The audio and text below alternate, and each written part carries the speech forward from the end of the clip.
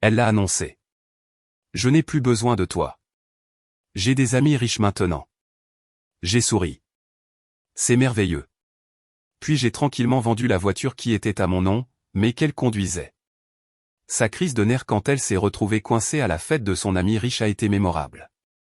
Moi, Julien, 33 ans, je sortais avec Élodie, 30 ans, depuis 5 ans. Nous n'étions pas mariés, mais vivions ensemble, partagions les factures, toute la vie domestique classique. Elle travaillait comme réceptionniste dans une agence immobilière de luxe et gagnait environ 1800 € par mois, tandis que je travaillais comme installateur en génie climatique, rapportant environ 3500 € mensuels. Ce n'était pas glamour, mais c'était un travail honnête qui nous permettait de vivre confortablement. Tout a changé lorsqu'elle a été promue coordinatrice des relations clients il y a 6 mois. Soudain, elle côtoyait des promoteurs immobiliers, des fils à papa et des femmes trophées lors de visites et d'événements de réseautage. Le premier signal d'alarme a été lorsqu'elle a commencé à mentir sur mon métier. Je l'ai entendu au téléphone dire à quelqu'un que j'étais responsable de gestion des systèmes de contrôle climatique. Quand je lui ai posé la question, elle a répondu « Eh bien, ça sonne mieux que de dire que tu rampes dans les combles pour installer des climatisations. » Puis sont venus les changements de garde-robe, des sacs de créateurs apparaissant et coûtant plus cher que notre loyer. Quand je demandais comment elle les payait, elle disait « Clémence me l'a prêté ou Victoire m'a donné son ancien. » Clémence et Victoire étant ses nouvelles meilleures amies du cercle privé du country club. La situation de la voiture était simple. Quand nous nous sommes mis ensemble, son dossier bancaire était catastrophique à cause de crédits à la consommation impayés. J'ai acheté une BMW série 3 de 2018, d'occasion mais propre, et je l'ai laissé la conduire car son trajet était plus court. La carte grise était à mon nom, l'assurance aussi, mais elle agissait comme si c'était la sienne. Elle a même commencé à dire aux gens qu'elle l'avait achetée. Il y a 2 semaines, c'était le point de rupture. Nous devions aller au mariage de ma cousine. Le matin même, elle annonce qu'elle ne peut pas venir parce que le mari de Victoire a loué un yacht pour la journée sur la Côte d'Azur. C'est ta famille, pas la mienne, a-t-elle dit en se maquillant. De plus, je dois faire du réseautage. Ces connexions sont importantes pour ma carrière, plus importantes que des engagements familiaux pris il y a des mois. Elle s'est retournée, m'a regardé avec une expression que je n'avais jamais vue auparavant. Du pur mépris. Écoute, je vais aller loin. Les maris de mes amis dirigent des entreprises, possèdent des immeubles, partent en vacances à Courchevel. Toi, tu installes des clims. Je n'ai plus besoin de toi. J'ai des amis riches maintenant. Je l'ai fixé pendant 10 bonnes secondes. C'est merveilleux. Elle a cligné des yeux. Quoi ? J'ai dit, c'est merveilleux. Je suis heureux que tu aies trouvé ton monde. Elle a semblé confuse par ma réaction calme, mais a haussé les épaules, a pris les clés de la BMW et est partie. Je suis allé au mariage seul, disant à tout le monde qu'Élodie avait une urgence professionnelle. Puis lundi matin, j'ai mis mon plan à exécution. Mise à jour 1. Lundi à la 1re heure, j'ai appelé mon assurance et retiré Élodie du contrat. Ensuite, j'ai mis la BMW sur le bon coin. Prix cassé pour vendre vite. J'aurais probablement pu en tirer 22 000 €, mais je l'ai mise à 19 000. J'ai eu 3 demandes sérieuses avant le déjeuner. Mardi, un acheteur est passé à mon travail pour la voir. Affaire conclue en espèces et virement instantané à 17 h. J'ai barré la carte grise, lui ai remis les clés et j'ai regardé ma BMW s'éloigner. C'était bizarre mais libérateur. Mercredi matin, Élodie est partie travailler comme d'habitude. J'avais pris ma journée. Elle ne savait pas que la BMW était déjà partie parce que je garais ma camionnette de travail dans le garage de notre appartement et la BMW sur les places visiteurs. Elle a juste supposé qu'elle était là. J'ai reçu un SMS à 10 h. Tu as déplacé ma voiture ? Je ne la trouve pas. Moi ? La BMW ? Je l'ai vendue. Mon téléphone a immédiatement explosé. Elle m'a appelé 31 fois en 10 minutes. Les SMS étaient à peine cohérents. Qu'est-ce que tu veux dire par tu l'as vendue ? C'est ma voiture. Tu ne peux pas faire ça. J'appelle la police. J'ai finalement répondu au 32e appel. Qu'est-ce que tu as fait ? A-t-elle hurlé. J'ai vendu ma voiture. Celle qui est à mon nom et que je paie. J'ai besoin de cette voiture. Je pensais que tu avais des amis riches maintenant. Demande à l'un d'eux. Tu fais ça à cause de ce que j'ai dit. Non, je fais ça parce que j'ai besoin d'argent. La camionnette du boulot a besoin d'une nouvelle transmission. Ça coûte 4500 €. J'ai un rendez-vous client dans 1 heure. Uber existe. Tu ne peux pas juste. En fait, je peux. C'était ma voiture. Vérifie la carte grise si tu es confuse. Elle a raccroché. 20 minutes plus tard, sa mère a appelé. Chantal a toujours été un cas social. Comment oses-tu laisser ma fille en plan? Elle n'est pas en plan. Elle a des jambes, Uber, les transports en commun et apparemment des amis riches avec des yachts. Elle se débrouillera. Tu as volé sa voiture. On ne peut pas voler ce qui m'appartient, Chantal. Elle a besoin de cette voiture pour le travail. Alors elle aurait dû être plus gentille avec la personne qui la lui fournissait. Tu es un petit homme pathétique qui ne supporte pas une femme qui réussit. Votre fille gagne 22 000 par an et doit 800 € sur un sac Chanel qu'elle ne peut pas se permettre. Si c'est ça le succès, je resterai pathétique. J'ai raccroché. Mise à jour 2. Les jours suivants furent de la comédie pure. Élodie a tout essayé. D'abord, elle a vraiment appelé la police. 2 agents se sont présentés à mon travail. Je leur ai montré la preuve de vente, une copie de la carte grise, les documents d'assurance, tout à mon nom. Madame nous a menti, a dit un officier. Faire perdre son temps à la police est un délit. Ils sont partis. Elle n'a pas été inculpée, mais l'humiliation en valait la peine. Ensuite, elle a essayé la manipulation émotionnelle.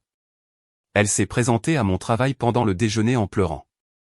Mes collègues regardaient par la fenêtre de la salle de pause comme si c'était Netflix. S'il te plaît, je suis désolé pour ce que j'ai dit. Je ne le pensais pas. Quelle partie? Que tu n'as pas besoin de moi ou que je suis inférieur à toi. J'étais stressé. Victoire et Clémence, elles me font juste sentir que je dois être quelqu'un d'autre. Alors, sois quelqu'un d'autre, mais pas avec ma voiture. Je me suis fait virer. J'ai fait une pause. Quoi? Je n'ai pas pu aller au rendez-vous client. J'ai perdu le compte. Ils m'ont viré. C'est regrettable. Regrettable? Je n'ai ni travail ni voiture. Tu as des amis riches. Je suis sûr qu'ils t'aideront. Tu ne comprends pas. Je comprends parfaitement. Tu pensais être trop bien pour moi. Maintenant, tu as l'occasion de le prouver. Elle est partie en sanglotant. Je me suis senti un tout petit peu mal, mais je me suis souvenu de son commentaire « Tu installes des clims ». Non. Ce soir-là, j'ai reçu un appel de Victoire elle-même. Cette femme que je n'avais jamais rencontrée a eu l'audace de m'appeler.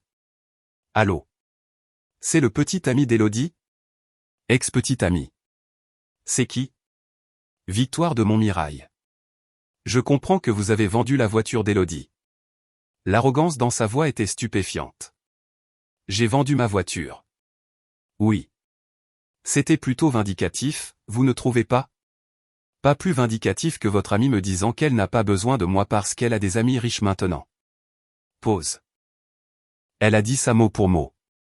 Elle a dit que vous et Clémence prendriez soin d'elle. Longue pause. Je vois. Eh bien, c'est présomptueux. Donc, vous ne lui achetez pas une nouvelle BMW? Certainement pas. Je connais à peine cette fille. Elle sert le champagne à nos événements.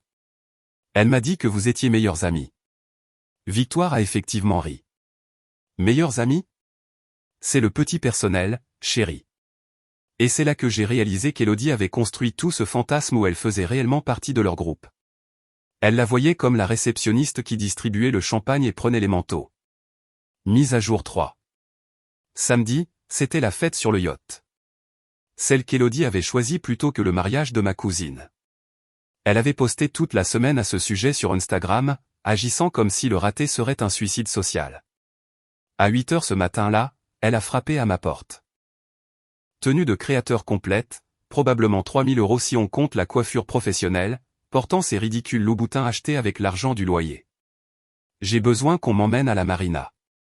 J'ai failli m'étouffer avec mon café. Pardon? Le yacht part à 9 heures. J'ai besoin d'un chauffeur. Appelle tes amis riches. Victoire est déjà là-bas. Clémence ne répond pas. Uber. C'est 70 € jusqu'à la marina. Ça ressemble à ton problème, pas au mien. Je te rembourserai. Avec quel argent? Tu t'es fait virer. Elle a changé de tactique. Elle a essayé d'être charmeuse, a touché mon bras. Allez, pour le bon vieux temps. Peut-être qu'on pourrait même discuter après. Non. Tu vas vraiment me faire rater ça? Je ne te fais rien faire. Tu fais face aux conséquences de tes choix. C'est de la violence psychologique. Non, c'est samedi. Elle est restée là une autre minute, puis a crié « Je te déteste » et est partie en trombe avec ses talons ridicules. J'ai découvert plus tard sur Instagram qu'elle avait essayé de prendre 3 bus pour se rendre à la marina. Elle est arrivée 2 heures après le départ du yacht. Elle a posté une diatribe sur les faux amis et les gens qui vous abandonnent quand vous avez besoin d'eux. Les commentaires étaient brutaux. Il s'avère que brûler les ponts avec vos vrais amis pour courir après des gens riches qui se fichent de vous n'est pas une bonne stratégie. Mise à jour 4. Lundi matin. Le drame de l'appartement a commencé. Voyez-vous, nous étions tous les deux sur le bail, mais je payais la majorité du loyer à cause de notre différence de revenus.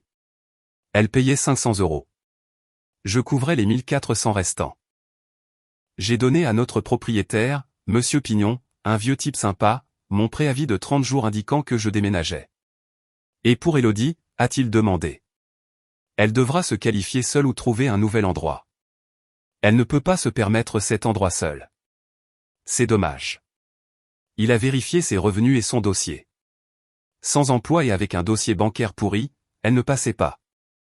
Il lui a donné 30 jours pour quitter les lieux ou trouver un colocataire solvable.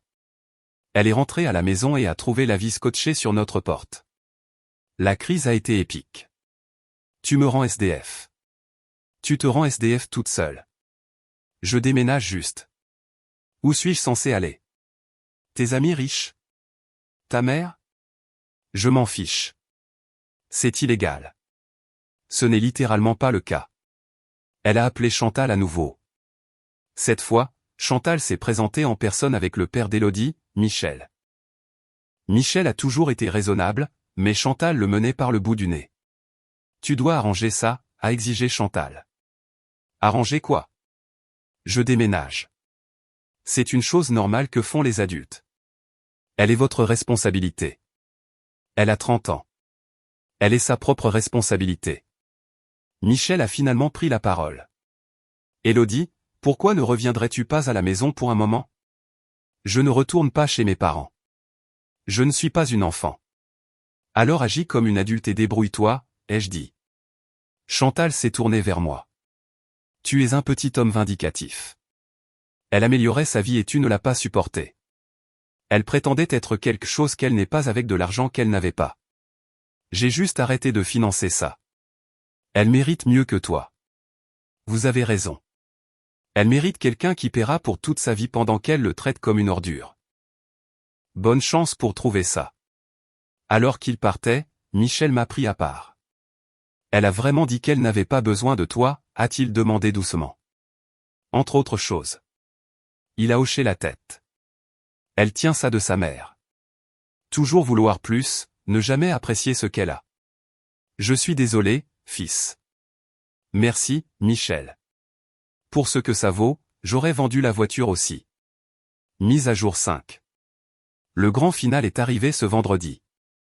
Élodie postait des messages de plus en plus désespérés sur les réseaux sociaux. Quelqu'un cherche un colocataire? Cherche opportunité d'emploi. La vie vous apprend qui sont vos vrais amis. Puis elle a commis une erreur cruciale. Elle a posté dans un groupe Facebook local. Avertissement, mon ex-petite amie, elle m'a tagué, a vendu vindicativement ma voiture et me rend sans abri. Voilà à quoi ressemble un pervers narcissique. Mesdames, méfiez-vous. J'ignore normalement les drames sur les réseaux sociaux, mais c'était de la diffamation. Alors, j'ai répondu avec des preuves. Capture d'écran de la carte grise de la BMW à mon nom, document d'assurance à mon nom, 3 ans de relevé bancaire montrant mes paiements, son SMS disant « Je n'ai plus besoin de toi ». J'ai des amis riches maintenant, et son aveu par SMS qu'elle mentait sur le fait de posséder la voiture. Les commentaires se sont transformés en bains de sang. Donc tu as tout payé et elle t'a traité de pathétique? Bye. Imagine avoir quelqu'un qui paie ta voiture pendant 3 ans, puis lui dire que tu es trop bien pour lui. C'est embarrassant pour toi, ma grande. Team ex-copain, tu t'es piégé toi-même. Mais le meilleur commentaire est venu de quelqu'un d'inattendu. Clémence elle-même. Élodie, c'est inapproprié. Tu as dit à tout le monde au club que tu avais acheté cette voiture toi-même. Tu as dit que ton copain était dans la finance. Tu mens sur tout. S'il te plaît, arrête de nous mentionner, Victoire et moi. Nous ne sommes pas amis. Tu travailles aux événements que nous organisons. C'est tout. Ce commentaire a eu 237 likes. Élodie a supprimé son post en 1 heure, mais les captures d'écran circulaient déjà. Puis vint l'humiliation finale. Quelqu'un a divulgué une vidéo du country club où Élodie avait bu trop de champagne lors d'un événement et se vantait. Mon copain? Oh, c'est un moins que rien. Je l'utilise juste jusqu'à ce que je trouve mieux. Ces riches gobent tout le truc de la femme indépendante, mais ils n'ont pas besoin de savoir que mon loser de copain paie tout. La personne qui a posté ça m'a tagué. Je pensais que tu devrais voir ça, mec. Je l'ai regardé 2 fois. La première fois a fait mal. La deuxième fois a juste confirmé que j'avais fait le bon choix. Samedi matin, le jour du déménagement est arrivé. J'avais trouvé un joli 2 pièces plus près du travail. Plus petit, mais tout à moi. Alors que je chargeais des cartons dans mon camion, Élodie était assise sur le canapé à regarder. Elle avait abandonné la colère pour le déni. Tu reviendras, a-t-elle dit. Tu ne peux pas vivre sans moi.